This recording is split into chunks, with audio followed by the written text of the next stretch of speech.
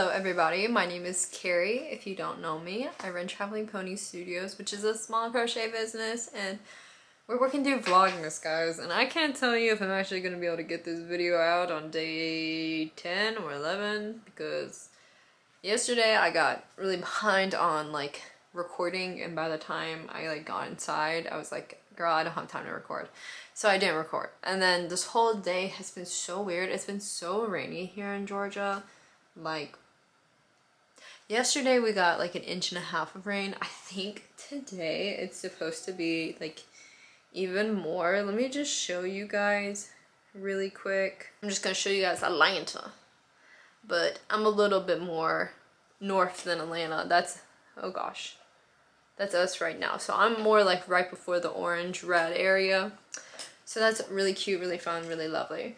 And today we're supposed to get a ton more rain. Tomorrow it's supposed to rain, but then it's supposed to be like super, super windy. And then we're supposed to have like a break in the rain. So it's weird because you would think that technically, even though it's raining and I'm unable to ride, I would have like more time to crochet. But I swear it's like less time to crochet. Like, I always think that I'm gonna have more time because like I'm not riding. But I swear I always spend more time like having to run around, take care of the horses. If things flood, then you gotta dig things out, and it's just, it always ends up being like more of a thing than the nice every single day where I just like wake up, do my standard like little thing, and then I just go on. Like it's sadly does not does not happen when it's raining. Everything gets kind of like thrown up in the wind, and I gotta like figure things out. And then if like horses run around and they tear up the pastures, it's a whole type of thing. So I figured I did not end up doing market overviews in my past 2 markets. The reason for that was because I was kind of like, maybe I'll change it, and maybe I'll just like come in here and like go through everything and write down like how many of what item I sold and da da da da da and da da da da da, and we'll do it like that. Guys, I'm really sorry, but I'm not that organized. I realized that would mean I would have to like sit down and like write everything, go back through all the sales, and I just don't have that time. I'm really sorry, everybody. So instead, what I did do is I do have pretty much most of the items like written down in my book from my previous market. So I think we'll just go and act like we're doing a normal market overview. If you guys are interested in more of my market overviews, I think I pretty much have market overviews on this channel for most of them. I think I just didn't get around to doing the October one and the November one. And I think even when I was doing farmers markets, I might have some videos. And now granted, that's like, those videos are probably like a year old at this point, I think, because yeah, it'd be like over a year old. But I do have those on my channel, and typically what I just do in my market overviews is I just give a very brief, you know, talk about it, and then I will read through my list. Okay, now I'm trying to remember what I was saying because somebody called me and then I got like 7 texts, I feel like in rapid session. But I'm just gonna go through and probably talk about the orders, say like how the market was, where the market was. So this October market was at a different location. I've actually never done this market before, and from my understanding, it's a pretty hard market to get into. Like, I was shocked that I got into it. I know a lot of people who had applied for it and then did not get into it. So when I got the email that I had been accepted, I was like, oh no. I honestly didn't like really know how to feel about it, because I was like, I don't know how I got accepted over some other people that I know that crochet and that I think their work is better than mine. So I was quite surprised when I got the email. But this was a market that was in a completely different area than I also typically do my shows in. It was in Alpharetta, which is, it was a little bit of a drive for me. It was probably like 45 minutes of a drive, I would say. and totally different crowd that I'm used to. But then again, it was so funny. I had people who I knew that go to my other markets came to that market, and they were like, oh, what are you doing? I was like, oh, I didn't know, like, I didn't expect to see you here. And then I saw them at this past market that I did in November. I was like, yo, we just seen each other every single month. So I thought that was super funny. But this market ran from 10 a.m. to 5 p.m., which is pretty typical for the markets around here. And it was about typical price for most of the markets that I end up doing. It was either $220 or $250. I can't remember off the top of my head, but it was pretty comparable to like every other market I do. And it was hosted by the city, so it was a little bit different. And the funny thing is, they made this really big deal about having a tax ID number, small business, like being registered with the county, getting all this paperwork stuff typed on. Like it was like this big thing in the when I signed up, like you gotta have it, you gotta present it, all this type of stuff. So I first of all was really worried because and until recently, when I started crocheting, really honestly didn't know how long I would stick to doing this. So I didn't necessarily go out of my way to get like a lot of things done in the beginning. Like you don't technically have to have like a small business license registration, like that type of stuff when you're starting out and stuff, because like I didn't know this was just going to be a thing that I did for 6 months or 8 months, because I do tend to be that type of person who like does something really, really strong for like 8 months to a year, and then I really quickly fizzle out and then I move to like the next thing. Like I don't really stay stagnant very long. And sorry guys, it's raining right now. I don't know if you guys can hear that or not, but it's raining, so I apologize if you're hearing that. But I didn't know how long I was going to keep doing this, so I'd never like, first of all, I didn't think I really needed a sales tax ID number yet. It was definitely something I was looking at doing next year, especially if I started to do like more shows, like conventions, all that type of stuff, because of course I know that they're like what they require is completely different from a market. And there's been quite a few markets that I've actually not done because of like the insurance aspect. They want you to get insurance and hold insurance, and I'm like, I don't really want to get insurance. So I had an extra cost with this market completely outside of like the actual vending fee, because I paid to get the tax ID number through the state, and then I also got the business registered through the state. I feel like that was like another $200, $300. And the funniest thing was they did not once ask for any of that stuff. I was like I had it all printed out. It was like all ready to go. Like they didn't make you send it online. So it's like, okay, well, I'm assuming like they're going to ask for it. Nope. I technically didn't even need to do it. But at this point, I've gone through the hassle of getting everything notarized and going to the judge and going to the court and all this type of stuff. So I'm like, okay, I'm just going to keep paying for it, and I'm going to keep it because like I don't want to go through this hassle again next year if I ever need it. So that was a whole nother thing with this market. But 10 to 5, I think the price for the table was either $220, $250. And one of the things I realized when I got there was this was a very like interesting market in regards that I think this is the only market I've ever done where it was very curated. Like they didn't have 5 crochet people. Like this whole market, I think it was 100 vendors. It could have been a little bit more. They only had 1 crochet artist, which was myself. And there was like a few, like woodworking stuff is super popular. I go to some markets and there is like 6 woodworking people. They only had like 1. So everything was very like spaced out. There wasn't a ton of people in most categories. They had a ton of food and like drink vendors. Like I think across from me, one of the vendors was like an infused tequila thing, and I was like, okay, I didn't realize we were doing a lot of alcohol at this event. So I would say that there was a difference between some of my other events in terms like this event felt maybe more so catered to adults, or there was still a ton of kids. Like don't get me wrong, there was a ton of children. But I think with the aspect, if you had like a lot of food people and then you had alcohol people and because I'm assuming because it was a city event, they had a lot of like sponsored tables in like areas too. So I think like the person next to me was somebody sponsored through the city, and then the person to like the right of me was like a dentist person that had a place on that same street. So the vibes were definitely different. It was not like crafty fair necessarily, but it was just different.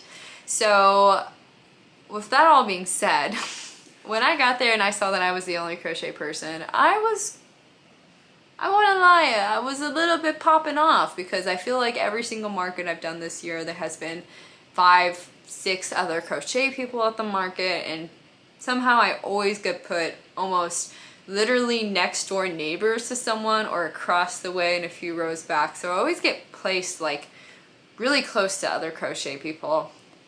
I mean, it's fine. I don't say anything because I get along with like really anybody for the most part, but that's always been interesting. So when I saw I was the only one, I was like, oh, now hold up.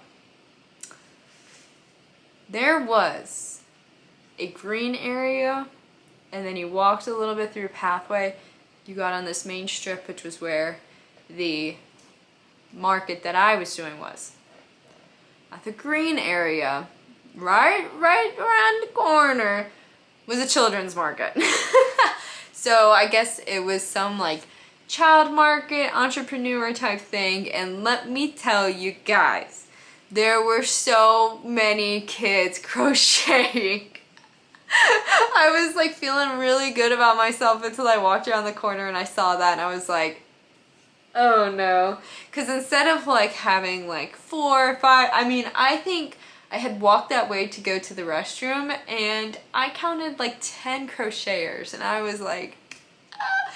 And of course, because there are also a lot of like younger people and a lot of kids, they don't really sell their pieces for much money at all. So I definitely like shed tears. Like I went back to my tent, my mother was there, and I was like, oh my goodness, this is going to go horribly. Luckily, we still pulled through, but I definitely think I lost opportunity to sell things because of that aspect, because a lot of people were coming in through the green area, because like past that was where a lot of the parking was for the city. So a lot of people would go to the kids market first, and then they would walk a little bit further, and then they would come to the section of the street where they had like the main market. And I had quite a few people who were like, oh well, if I had known that this was here, then I would have waited. And I was like, okay. But all things considered, I still did really good. I sold some items that like I'd had for a long time and like needed to move, which was great. And I can't really complain too much because I still came out of it doing extremely well. So without further ado, let's go over the items. I'm gonna say what I sold an item for, how much, and then all that type of stuff. Typically do this for most of my market overview videos, so it's gonna be short and sweet, and maybe that way it'll also give you guys an idea of what price I sell my items for and if they move. Granted, take this all with a grain of salt, because a lot of times this comes with how much you can sell an item for depending on like location, all those type of things. I will say this particular market was probably in an area where it would generally be considered pretty wealthy, so just keep that in mind. The first thing I sold to start the day off was the seal. I sell the seals for $25, and I will say I think the easiest thing is if anybody is questioning like what the item looks like, because I am like totally not going to edit and put all the photos up. If you go on my website, literally I think I have every item that I take to markets on that website, and you can see like everything on it. So if you're ever like, oh, I wonder what the seal looks like, it's on my website. Just yonder over there and take a look. Or most of these are in the pattern doc link. I mean, I'm pretty certain everything is. I might have missed one, but if you're gonna look, just double make certain that you really look at the pattern doc link, because I will admit that nothing gets my eye twitching more when people ask for patterns when it's already on the Google Doc link. But So the first thing I sold was a seal for 25. After that, I sold a witch cat for 18. Now keep in mind, this market was, I think, a week or two before Halloween. It was kind of middle of October opposed to my other market that was later on. I sold a purple mermaid for 35. I sold 2 triceratops for 30, which each of the triceratops is 15. After that, I sold a black cat and an axolotl for 36 together. I sold a flamingo, which my flamingos I sell for 25, and then I sold one of the mini sharks for 20, so that was 45 together. I sold a green turtle, which was 20. I sold a tiger, and this is one of the mini tigers from Crochet's pattern, that was 15, and then I sold an elephant from the same pattern bundle for 15. I sold a rooster for 18. I sold a carnation and then a baby flamingo for 43. So the carnation, I feel like I'm blanking how much I exactly sell it for. I think it's 18. Don't quote me on that, but I think it's 18. And I sold an orange and white one. I sold a pig for 15. I sold one of my pop-up mushrooms for 12. I sold a chick for 18. I sold one of the bunnies with a carrot that I had left over from like Easter time. This is a pattern by Crochet Grow for 50. I sold a lamb for 30. This was the first market that I had taken the lambs to. I sold both a pink and a purple whale, so both of them I sell for $12 each, so 24 together. I sold a pop-up mushroom for 12. I sold a purple turtle for 20. I sold a mustard hedgehog for 30, and this is the same thing. This was the first market that my hedgehogs came to. I sold another pop-up mushroom for 12. I sold a cherry blossom cow for 35, which, unbiased, is from my own pattern. I sold one of my Pegasus, which I'm pretty certain this was the pink and lavender one, because I think that's the only color variation I sold at that market. So I sold it for 35. And then look, my dumb butt forgot to write on half the page. So I sold a mallard duck and an elephant for 33. So $18 for the mallard duck and then 15 for the elephant. I sold a mallard and a chick after that for 36. I sold one of the baby aliens for 15. I sold a new pig, which is a similar style to the loaf cat kind of, for 25. Let me flip the page real quick. I sold a raccoon for 50. Now I've had this raccoon for an extremely long time. I think I made that raccoon in like January or February of this year. So I was very excited to get it sold to a little boy who absolutely loved it. So I sold it for 50. I sold a purple whale for 12. I sold a chick for 18. I sold a sloth and a chick for 33. So the sloth is 15. The chick was 18. I sold a blue triceratops for 15. An orange triceratops for 15. I sold a witch cat, and then I sold a stingray for 30. So the witch cat I sold for 18. Stingray was 12. I sold an octopus for 10, and I think this was like one of the few kind of scraggler octopus that I had left over that I had made once in a blue moon. I don't make octopus anymore, so I sold it for 10. I sold another Pegasus for 35. Same thing, I'm assuming this is the pink and lavender variation. I sold a mini hippo for 12. I sold a gray hedgehog for 30. I sold a piece of lavender for 8. Then this order I sold a sloth, pig, shark for 60. I sold 2 roses for 24. This was the last market that I did because my November market, I don't think I sold a single flower. So this was the last market that I actually did sell flowers at. I sold a rose after that for 12. I sold a rooster for 18. A tiger for 15. I sold a blue penguin for 20. I sold a purple bunny and then a loaf cat for 50 together. I sold a sloth and a green turtle for 35. I sold a witch cat for 18. A regular penguin for 20. A small mini pig for 15. I sold one of the larger pigs for 25. I sold a gray bunny for 25.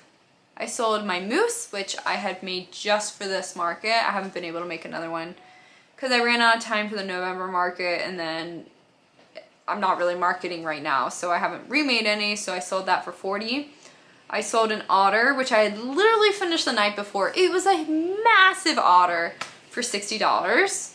I sold a rose for 12, a piece of lavender for 8, one of my hammerhead sharks for 30. I sold a pink penguin for 20, another pop-up mushroom for 12, a pink turtle for 20, a candy ghost for 35. Now this was leftover from last year's Halloween, so I was so excited to have it leave because I have so many plushies that like were seasonal or just old that I wanted to try and sell this year, and then all the plushies that I have not sold that are kind of older, I am donating for Christmas gifts for a charity. And then after that, I have one of my mini dragons, axolotls, and frog sold for 65 together. I sold one of the standing giraffes for 30, a possum for 12, a black loaf cat for 25, another possum for 12, a witch cat for 18. This market, I sold my super big Winnie the Pooh that I had had forever because it was so expensive. So I sold the Winnie the Pooh for 90. I sold a baby alien for 15, a sloth for 15, a panda, and that order altogether ended up being like 135. I sold a blue unicorn for 35, a possum for 12, a purple squid and a witch cat together for 36. I sold an old mushroom that I had made in acrylic yarn for $10. I sold a rooster for 18. I got one more page. I sold a purple squid for 18. I sold a rose for 12. I sold one of my mini sharks for 20. I sold something's wrong with this because the number's not correlating, but I sold something for $50. The number is not what I wrote down that I got bought. It's not correlating with the number, so something for 50, so it must have been a large piece. I sold a dragon for 20. I sold a baby alien, a turtle, and a whale for 47 together. I sold a baby flamingo for 25. I sold a mini hippo for 12. I sold one of my like Christmas things that was also from like last year for 40. I sold my last octo for 10 because I remember I don't have octos anymore, so I must have sold them all at that market. I sold a butterfly for 40. Thank goodness I only have one more butterfly, and then after I sell that, I'm not making that pattern ever again. I have a possum for 12, pop-up mushroom for 12. I sold a stingray, whale, octo. Okay, this must be the last octo. Like, goodness gracious, for 34. I sold a chick for 18, a possum for 12, a turtle for 20, a black and white loaf cat for 25, 2 leggy frogs for 24, a duck with a float for 50, a turtle for 20, 3 turtles for 60, and a manatee for 18. And I'm assuming that is it, and you can tell by the end of the day I stopped writing down the colors because I think I was getting tired of everything.